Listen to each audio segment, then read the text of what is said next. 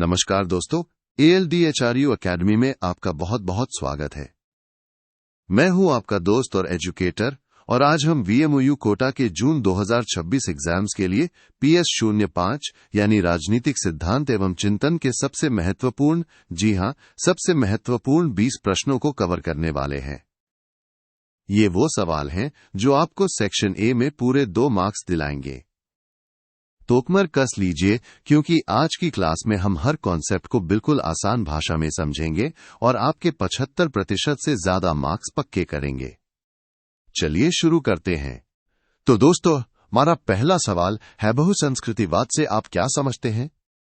और मेरे प्यारे विद्यार्थियों, सवाल इतना ज्यादा इंपॉर्टेंट है कि आप देख सकते हैं दिसंबर 2017, 2016, 2019, 2019, 2016, 2016, 2018 और 2022 में भी पूछा गया है। मतलब आए तो रट लेना है। तो इसका जवाब बहुत ही आसान है।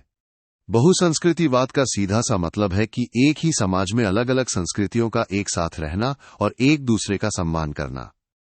ये विविधता को स्वीकार करता है और उसे बढ़ावा देता है ना सिंपल? चलिए बढ़ते हैं अपने अगले सवाल की ओर। प्रश्न 2, अरस्तु के अनुसार नागरिक कौन है? दोस्तों, ये भी एक बहुत ही जरूरी सवाल है जो दिसंबर 2015, जून दिसंबर 2020, जून 2017, 2018, 2022 और 2019 में भी आया है। अरस्तु के अनुसार नागरिक वो व्यक्ति है जो राज्य के शासन और न्याय प्रशासन में एक्टिवली पार्टिसिपेट कर सके, यानी सक्रिय रूप से भाग ले सके। समझे आप? जो राज्य के कामों में हिस्सा ले वे ही नागरिक है। अब देखते हैं प्रश्न 3, वैश्वीकरण क्या है? ये सवाल भी कई बार पूछा गया है, जैसे दिसंबर 2017, 2015, 2018, 2020 और जून 2017 में। वैश्वीकरण को आप ऐसे समझिए कि ये एक ऐसी प्रक्रिया है जिससे हमारा पूरा विश्व आर्थिक, सामाजिक और सांस्कृतिक रूप से एक दूसरे के करीब आ रहा है, सिमट रहा है। इससे देशों के बीच परस्पर निर्भरता बढ़ती है।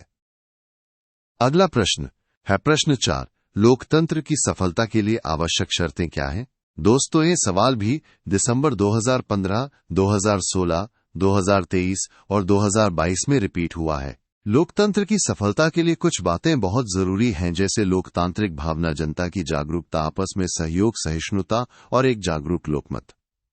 ये सब मिलकर ही एक सफल लोकतंत्र बनाते हैं। अब आते हैं प्रश्न 5 पर। मानव प्रकृति पर मैकियावेली के विचारों की विवेचना कीजिए। ये सवाल भी दिसंबर 2017, 2016, जून 2022 और 2019 में पूछा गया है। मैकियावेली के अनुसार मानव स्वभाव मूलतः स्वार्थी होता है, कृतज्ञ होता है, कायर और लोभी होता है।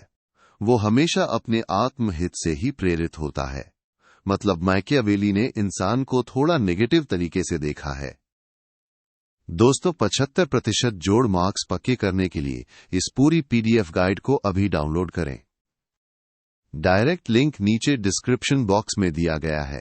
चलिए आगे बढ़ते हैं प्रश्न 6 की ओर। नागरिकता प्राप्ति के कोई 2 तरीके बताइए। ये सवाल भी दिसंबर 2017, 2019, 2018 और 2020 में पूछा गया है। नागरिकता प्राप्त करने के 2 मुख्य तरीके हैं। पहला जन्म द्वारा और दूसरा उद्भव द्वारा, यानी या तो आप उस देश में पैदा हुए हों या फिर आपके माता पिता उस देश के नागरिक हों। अब देखते हैं प्रश्न 7, प्राकृतिक अधिकारों से आप क्या समझते हैं? ये सवाल भी दिसंबर 2015, 2023, जून 2022 और 2019 में रिपीट हुआ है।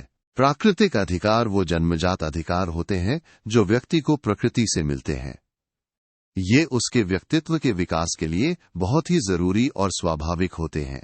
अगला प्रश्न 8, प्लेटो के न्याय सिद्धांत की विवेचना कीजिए। दोस्तों, ये सवाल भी दिसंबर 2017, 2016, 2023 और जून 2022 में आया है। प्लेटो का न्याय सिद्धांत कहता है कि न्याय आत्मा का एक नैतिक गुण है। इसमें हर व्यक्ति अपने निर्धारित कर्तव्यों का पालन करता है और यही सच्चा न्याय है। अब आते हैं प्रश्न 9 पर। राष्ट्र राज्य को परिभाषित कीजिए। ये सवाल भी दिसंबर 2015, 2019, जून 2022 और 2019 में पूछा गया है। राष्ट्र राज्य एक ऐसी संप्रभु इकाई है जो एक साझा सांस्कृतिक पहचान और इतिहास पर आधारित होती है। यहाँ के नागरिक लोकतांत्रिक अधिकारों का दावा करते हैं। प्रश्न 10, लोकतंत्र का मार्क्सवादी सिद्धांत क्या है? ये सवाल भी जून दिसंबर 2020, दिसंबर 2018, जून 2022 और 2019 में रिपीट हुआ है। मार्क्सवादी सिद्धांत लोकतंत्र को एक ऐसे वर्ग विहीन समाज की स्थापना के रूप में देखता है जहां किसी का शोषण न हो और सभी को अपने विकास के लिए पूरी आजादी मिले। अगला प्रश्न है प्रश्न 11। अधिकारों की किन्हीं दो विशेषताओं का उल्लेख कीजिए। ये सवाल भी दिसंबर 2017, 2016 और 2018 में आया है। अधिकारों की दो मुख्य विशेषताएं हैं। पहला व्यक्ति का व्यक्तिगत दावा होते हैं और दूसरा इनकी मान्यता के लिए सामाजिक स्वीकृति बहुत जरूरी है, तभी व्यक्ति का आत्मविकास संभव हो पाता है। प्रश्न 12। दास्ता पर अरस्तू के विचार बताइए। दोस्तों, ये सवाल भी दिसंबर 2017, 2016 और 2018 में पूछा गया है। अरस्तू ने दास्ता को प्राकृतिक और न्यायपूर्ण माना था।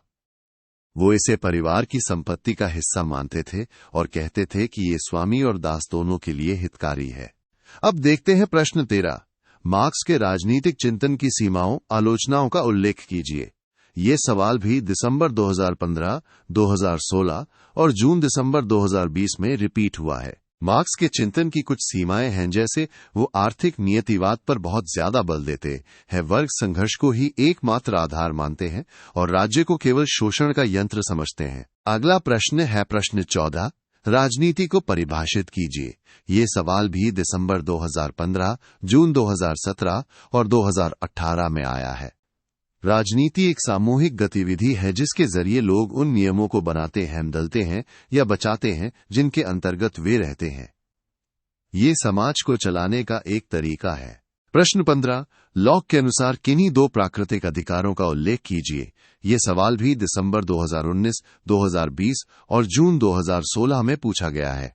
लॉक के अनुसार जीवन, स्वतंत्रता और संपत्ति के अधिकार मनुष्य के प्राकृतिक अधिकार हैं और इन अधिकारों की रक्षा करना राज्य का सबसे पहला कर्तव्य है। और हां दोस्तों, सिर्फ PS05 ही नहीं, अल्द्रू अकेडमी आपके लिए बाकी सभी सब्जेक्ट्स के लिए भी प्रीमियम गाइड्स लेकर आया है, जैसे HI01, PS01, PS02 और भी बहुत कुछ। इन सभी गाइड्स को डाउनलोड करने का लिंक भी आपको नीचे डिस्क्रिप्शन बॉक्स में मिल जाएगा। अपनी तैयारी को और भी मजबूत बनाइए। चलिए आगे बढ़ते हैं प्रश्न 16 की ओर। राज्य पर मार्क्स के विचारों की विवेचना कीजिए। यह सवाल भी दिसंबर 2020, जून 2016 और 2018 में रिपीट हुआ है। मार्क्स राज्य को वर्ग संघर्ष का परिणाम और शोषण का यंत्र मानते हैं। उनके हिसाब से राज्य पूंजीपतियों के हितों की रक्षा करता है और अंततः एक दिन ये राज्य लुप्त हो जाएगा। अगला प्रश्न है प्रश्न 17। स्वतंत्रता को परिभाषित कीजिए।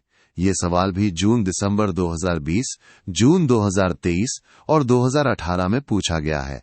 स्वतंत्रता का अर्थ है नियंत्रण का अभाव और अपने व्यक्तित्व के विकास के लिए जरूरी परिस्थितियों की उपलब्धता, यानी आपको आजादी मिले और सही माहौल भी मिले। अब देखते हैं प्रश्न 18।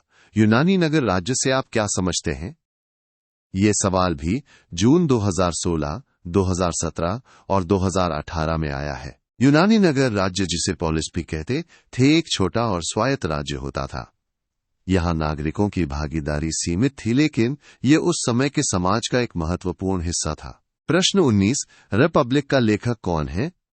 दोस्तों, ये तो बहुत ही आसान और बहुत ही जरूरी सवाल है जो दिसंबर 2017 और 2015 में पूछा गया है। रिपब्लिक के लेखक महान यूनानी दार्शनिक प्लेटो हैं। ये उनकी सबसे प्रसिद्ध रचनाओं में से एक है। और अब हमारा आखिरी सवाल प्रश्न 20। मार्क्स के किन्हीं दो योगदानों का उल्लेख कीजिए। ये सवाल भी दिसंबर 2017 और जून 2016 में आया है। मार्क्स के दो प्रमुख योगदानों में वैज्ञानिक समाजवाद और वर्ग संघर्ष सिद्धांत का प्रतिपादन शामिल है। ये दोनों ही उनके विचारों की नींव है। तो मेरे प्यारे विद्यार्थियों, आज की क्लास यहीं समाप्त होती है। मुझे उम्मीद है कि आपको सब कुछ अच्छे से समझ आ गया होगा। अपनी परीक्षा के लिए आपको ढेर सारी शुभकामनाएं।